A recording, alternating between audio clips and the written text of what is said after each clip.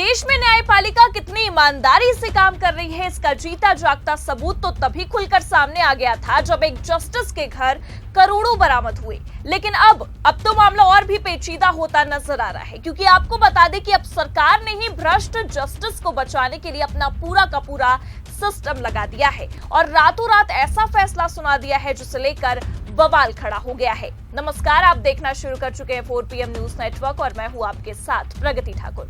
आखिरकार वही हुआ जिसकी उम्मीद मोदी सरकार से लगाई जाती है। जी हां, आपको बता दें कि बड़ी खबर निकलकर सामने आई है कि जस्टिस वर्मा को बचाने के लिए मोदी सरकार ने अपना पूरा का पूरा सिस्टम लगा दिया है और जोड़ तोड़ की राजनीति भी शुरू कर दी है।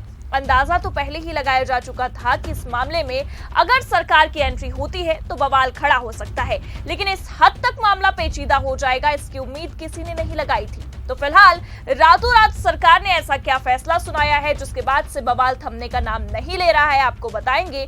और क्यों अमित शाह की इस पूरे मामले में एंट्री होते ही दिल्ली से उठा बवाल अब उत्तर प्रदेश में विरोध का रूप ले चुका है, उस पर भी आएंगे। लेकिन उससे पहले आप ये खबर देखिए। जस्टिस यशवंत वर्मा के ट्रांसफर को केंद्र की मंजूरी, घर पर अधचले नोट मिलने के बाद हो रहा था तबादले का विरोध। तो देखा आपने, जस्टिस वर्मा के उस तबादले का विरोध एक ही झटके में धरा का धरा रह गया, जिसे लेकर बार बार सवाल खड़े हो रहे थे। पर अब इन्हीं सवालों पर केंद्र सरकार ने विराम लगा दिया है। वैसे भी खबर देखकर तो आप समझ ही गए होंगे कि केंद्र सरकार ने जस्टिस वर्मा के तबादले को अब मंजूरी दे दी है और केंद्र को इससे कोई फर्क नहीं पड़ता है कि इस तबादले का कितना विरोध जताया गया है। खबर देखिए, लिखा भी है, केंद्र सरकार ने सुप्रीम कोर्ट कोलेजियम की सिफारिश पर न्यायमूर्ति यशवंत वर्मा के ट्रांसफर को मंजूरी दे दी है। अब वे दिल्ली हाई कोर्ट से इलाहाबाद हाई कोर्ट जाएंगे, जो उनका मूल कार्य क्षेत्र है। ये फैसला एक विवाद के बीच लिया गया है जिसमें उनके सरकारी आवास में आग लगने के बाद बड़ी मात्रा में कैश मिलने की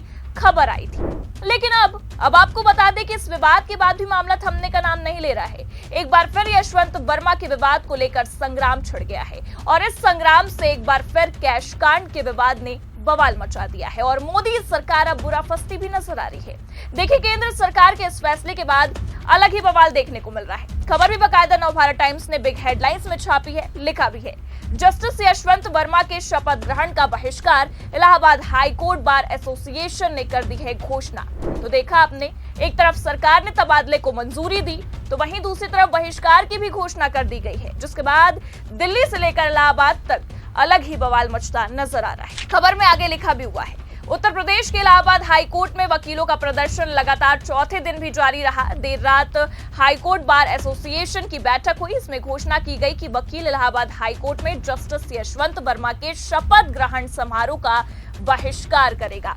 वकीलों का यह कहना है कि जिस न्यायाधीश ने दिल्ली में ली गई इंटीग्रिटी की शपथ को तार तार कर दिया, वो फिर से वहां उनकी शपथ कैसे ले सकता है। हाईकोर्ट बार के अध्यक्ष अनिल तिवारी ने इस स्थानांतरण को भारतीय न्यायपालिका के इतिहास का सबसे काला दिन करार दिया है। तो देखा आपने, जस्टिस वर्मा की एक तबादले ने बवाल काट के रखा हुआ है। वकीलों ने सरकार से बड़ी नाराजगी भी जताई है, लेकिन फिर भी सुप्रीम कोर्ट और सरकार ने मिलकर इस तबादले को अब मंजूरी दे दी है। इससे पहले भी आपको बता दें कि जस्टिस वर्मा के केस को लेकर कई चीजें साफ नहीं हो पा रही हैं और लगातार इस मामले पर कई मांगे भी उठ रही हैं। न्यायपालिका पर सवाल खड़े हो रहे हैं। बावजूद उसके सभी सवालों को दरकिनार कर इस तरह का फैसला अब सुना दिया गया है। वकीलों का यह साफ कहना है कि जब तक इस केस में कोई भी कार्रवाई नहीं होती है या जब तक इस पर कार्रवाई की कोई बात सामने नहीं आती है, जस्टिस को इलाहाबाद हाई कोर्ट नहीं भेजा जाए। लेकिन सुप्रीम कोर्ट कोलेजियम की सिफारिश पर अब केंद्र सरकार ने अपना फैसला सुना दिया है और तबादले का ऐलान भी कर दिया है। पर इन सब के बावजूद आपको बता दें कि मामला यहीं पर नहीं थमता है। वकीलों ने अपना विरोध लगातार जारी रखते हुए कुछ मांगे भी रखी हैं। देखिए, आगे खबर में लिखा भी है, वकीलों ने अपनी सभा में 4 प्रमुख मांगों पर प्रस्ताव पारित किए हैं। वकीलों ने सीधे तौर पर विवादित जस्टिस यशवंत वर्मा का स्थानांतरण रद्द किए जाने की मांग की है। साथ ही जज के परिजनों के वकालत करने पर रोक और ऐसे जजों का स्थानांतरण करने की मांग की है। बार एसोसिएशन ने मांग की है कि हाई कोर्ट में केस लिस्टिंग की समस्याओं का समाधान हो। पहले दाखिल मुकदमों की सुनवाई को प्राथमिकता दी जाए। पर आपको बता दें कि इन सब मांगों का कोई फायदा होता नजर नहीं आ रहा है, क्योंकि सरकार अब साफ साफ इस पूरे मामले को दबाने की कोशिश कर रही है, जो कि दिख भी रहा है। और जिस तरह से पूरी तस्वीरें दिखाई दे रही हैं, पूरा मामला दिखाई दे रहा है, उससे इतना तो साफ है कि सरकार ने अपना पूरा का पूरा सिस्टम लगा दिया है कि किसी भी तरह जस्टिस वर्मा को बचाया जा सके। और ऐसा हम केवल इसलिए नहीं कह रहे क्योंकि सरकार ने काफी विरोध के बाद भी तबादले को मंजूरी दे दी है, बल्कि इसलिए कह रहे हैं कि ऐसे मामले जो निकलकर सामने आ रहे हैं इस केस को लेकर, जिसमें सरकार खुलकर बातचीत करने को राजी नहीं है और बात करती नजर भी नहीं आ रही है। न्यूज़ 24 की आप ये खबर देखिए, इसमें क्या लिखा हुआ है। साफ साफ लिखा हुआ है कि न्यायमूर्ति यशवंत वर्मा मामले में कोई एफआईआर तब तक दर्ज नहीं हो सकती जब तक भारत के सीजीआई की अनुमति नहीं मिलती है। जांच के लिए जजों का एक पैनल गठित किया गया है और हमें उनके रिपोर्ट का इंतजार करना चाहिए। तो ऐसा कहना है देश के गृह मंत्री अमित शाह जी का। वैसे तो जहां तक हम भी जानते हैं और आप भी जानते होंगे, इन्हें किसी भी फैसले को सुनाने में पल भर का समय नहीं लगता है या किसी की अनुमति की जरूरत नहीं पड़ती है, बल्कि सरकार तो वैसे भी सीजीआई को कई सारे अहम फैसलों से दरकिनार करती है।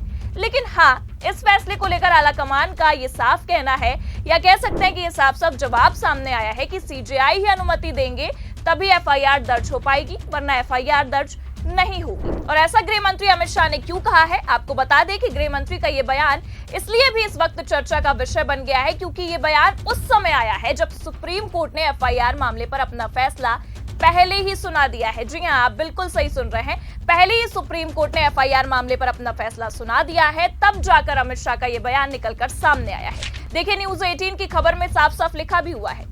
इससे पहले शुक्रवार को जज यशवंत वर्मा के खिलाफ चल रही जांच के बीच सुप्रीम कोर्ट ने उस याचिका पर सुनवाई करने से इनकार कर दिया जिसमें जज के घर से कैश मिलने पर उनके खिलाफ एफआईआर दर्ज करने की मांग की गई थी। सुप्रीम कोर्ट में जस्टिस अभय एस ओका और जस्टिस उज्जवल भुयान की पीठ ने कहा है कि मामले की आंतरिक जांच चल रही है और जांच के बाद भारत के चीफ जस्टिस संजीव खन्ना के पास कई विकल्प होंगे। सुप्रीम कोर्ट की यह टिप्पणी जनहित याचिका पर थी। तो एक तरफ सुप्रीम कोर्ट ने एफआईआर की याचिका को सिरे से खारिज किया, दूसरी ओर सरकार को जस्टिस का समर्थन करने का एक और अच्छा खासा मौका मिल गया। पर इन सब के बावजूद सवाल ये उठता है कि क्या जब मामले की आंतरिक जांच चल रही है, जांच के बाद सब दूध का दूध और पानी का पानी हो जाएगा, तो क्या इतनी जल्दी जस्टिस वर्मा का ट्रांसफर होना चाहिए था?